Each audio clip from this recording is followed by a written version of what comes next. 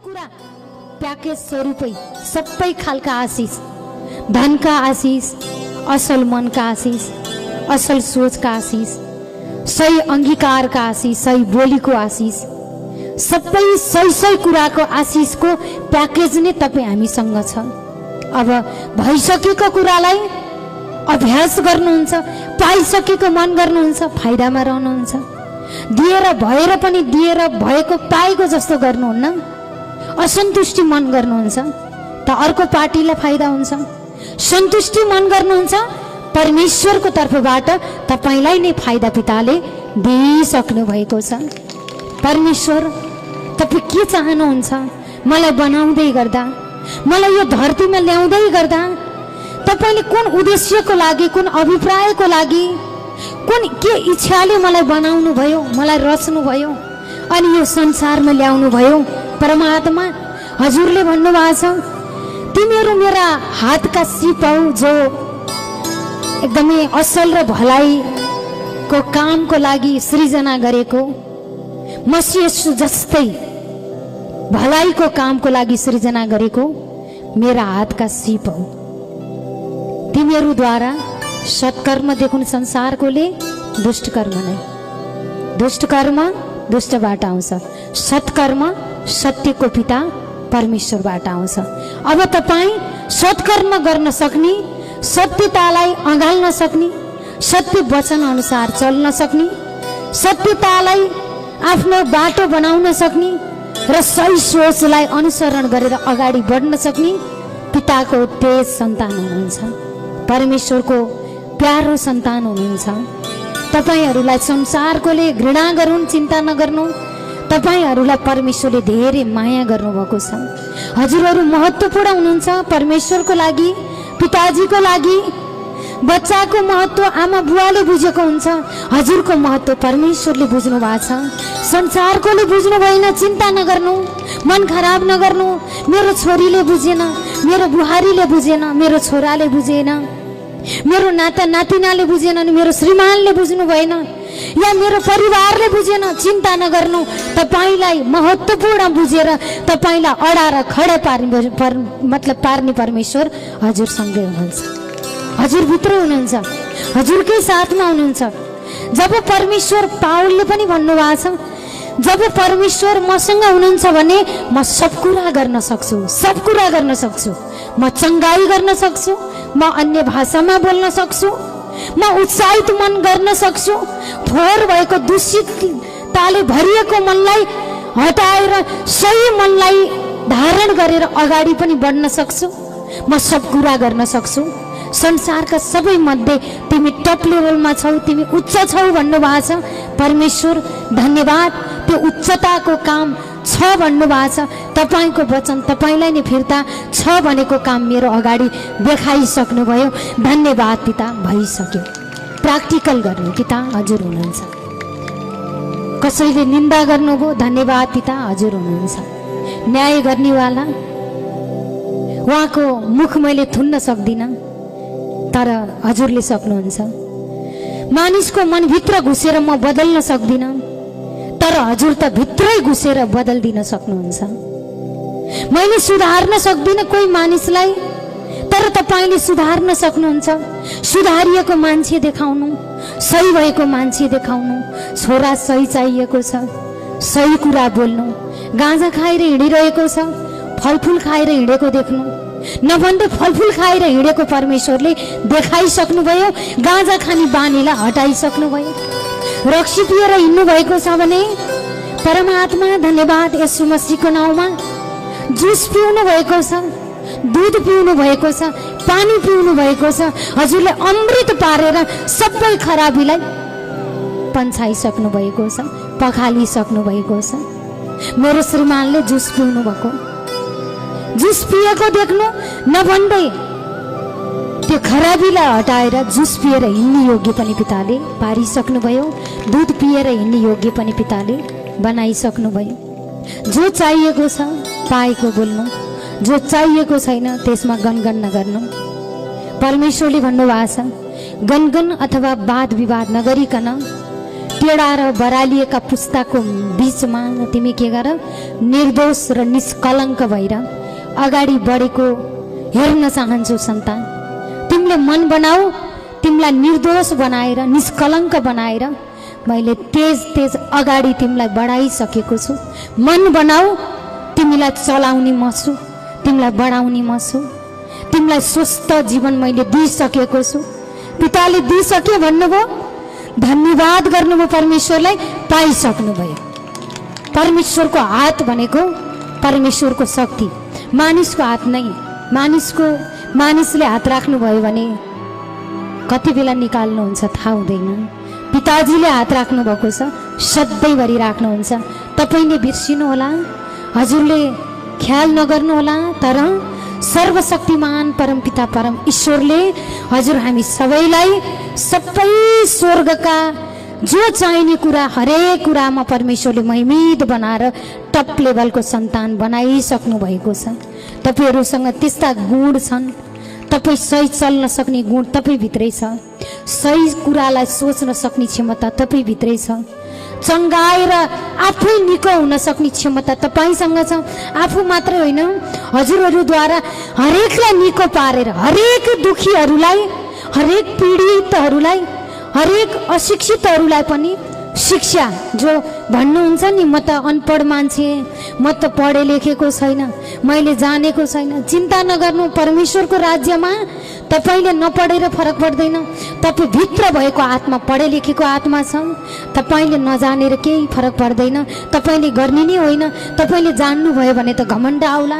तर परमेश्वरलाई धन्यवाद, तपाईँ भित्र भएको आत्मा पढे लेखेको आत्मा छ, तपाईँ भित्र भएको आत्मा सबै कुरा जानेको आत्मा छ, सब कुरा बुझेको आत्मा छ। अब त्यो बुझेको आत्मालाई प्रयोग गर्नु।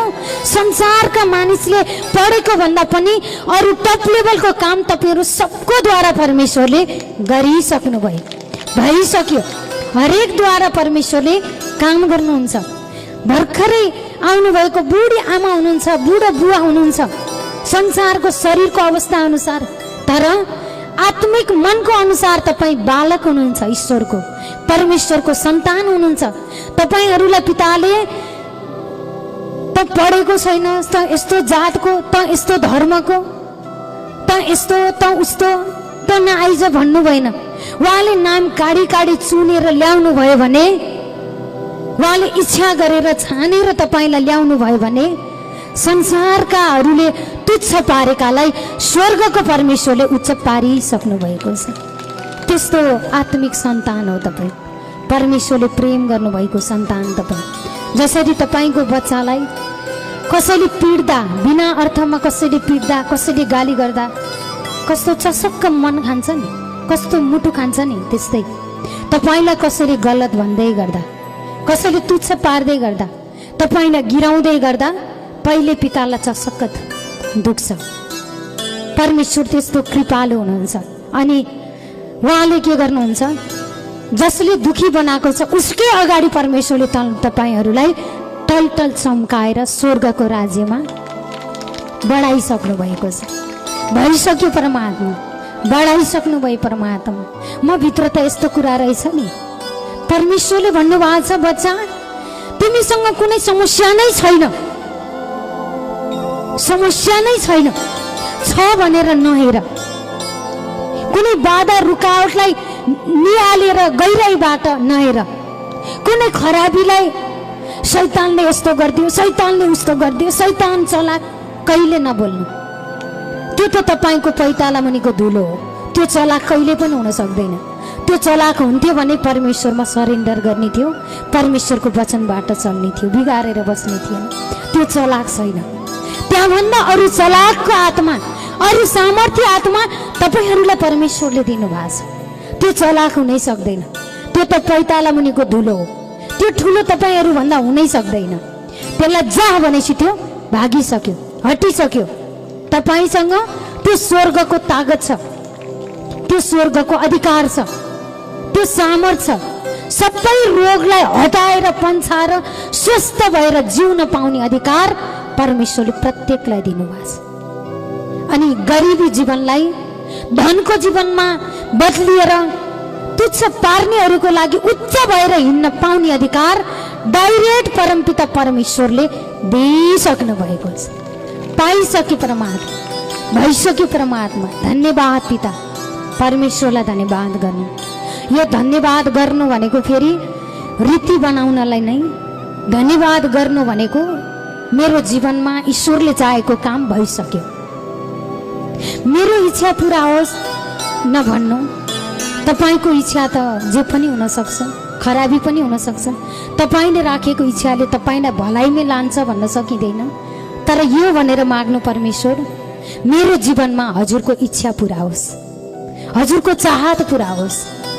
यो काम गर्दैछु पिता, तपाईको इच्छा छ कि छैन? के छ उद्देश्य? यो व्यापार गर्दैछु परमात्मा, हजुरको इच्छा के छ? यस्तो काममा हात हाल्दैछु पिता, हजुरको इच्छा के छ?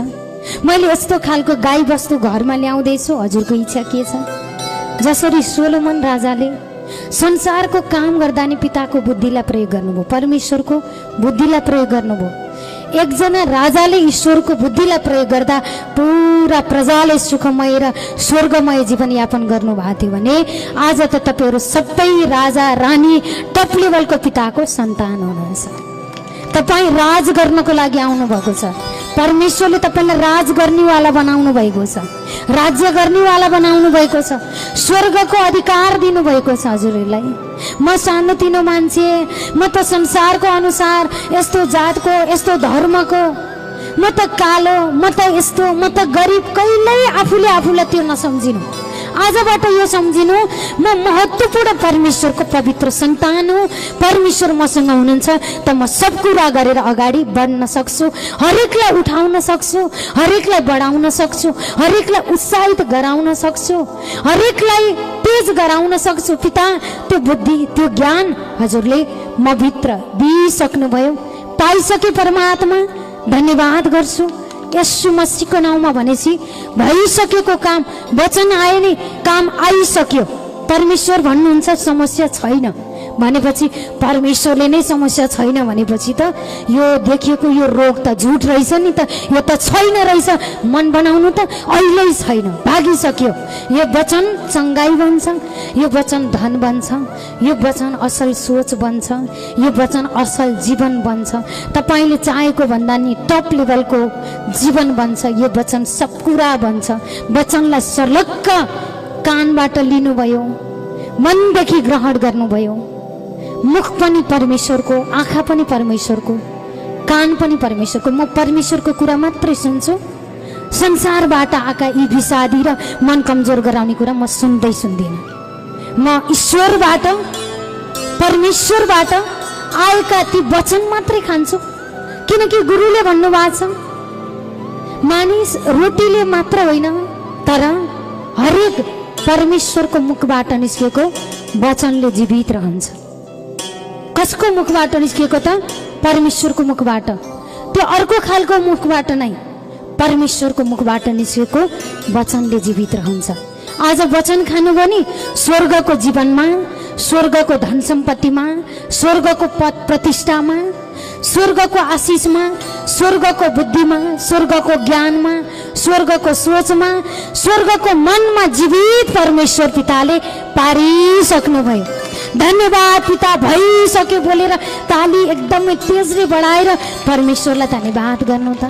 पिताले पुरा महिमा, पुरा स्वर्गको आशीर्वाद, पुरा उद्धार, पुरा सुख, पुरा शान्ति हजुर हामी सबैलाई दिइसक्नु भएको छ। त्यसैले सबैभन्दा बढी त सही कुरा बोल्नु। जसरी यो जमिनमा कोदोको बिउ राख्नु भएको थियो त कोदै उमार्छ, जमिनले जेको बिउ पायो त्यही उमारिदिन्छ। मकैको बिउ पायो त मकै उमारिदिन्छ। तोरीको बिउ पाएको रहेछ ऊ त्यो जमिनले तोरी उमारेको छ। रायोको बिउ पाएको रहेछ त्यो जमिनले रायो उमारेको छ, हैन? त्यस्तै त तपाईँ स्वर्गको परमेश्वरको सन्तान हुनुहुन्छ। तपाईलाई के चाहिएको छ त्यो बोल्नु। बोल्नु भनेको बिउ उमार्नु हो, आफ्नो जीवनमा देख्नु हो। तपाईँ बिग्रेको परिवार चाहिएको छैन, सही चाहिएको छ, सही बोल्नु। निरोगीपना चाहिएको छ, धन्यवाद पिता तपाईँको तर्फबाट म निरोगी भइसके, म ठिक भइसके। उठिहाल्नु, जागिहाल्नु, फ्रेस भइहाल्नु, ठिक भइसकेको मन बनाइहाल्नु। भइसक्यो। हिजोको दिनमा जे पनि चिज थियो हामीसँग रोगै रोगका कुराहरू थियो। धन थियो, रोग मिसिएको थियो। परिवार थियो, रोग मिसिएको थियो। सम्बन्धमा रोग थिए, धन सम्पत्तिमा रोग थिए, विचारमा रोग थिए। शरीर दुखेको र घाउ भएको मात्रै रोग होइन। जसरी घाउ देखिन्छ तर घाउभित्र भएको पोलाइ र दुखाइले देखिँदैन, त्यस्तै यो जगत देखिन्छ तर यो चलाउनेवालालाई देखिनुहुन्न। हावा चलिरहेको छ, हावा छ कि छैन? हावा छ कि छैन? छ नि, होइन? त्यस्तै देखिँदैन तर छ। परमेश्वर पनि देखिनुहुन्न तर हुनुहुन्छ। वचन आयो नि, चट्टै काम प्रकट पिताले गरिसक्नु भयो। हुनुहुन्छ। देखिएको चिज नाश हुन्छ। यो सूर्य बनेको चिज हो।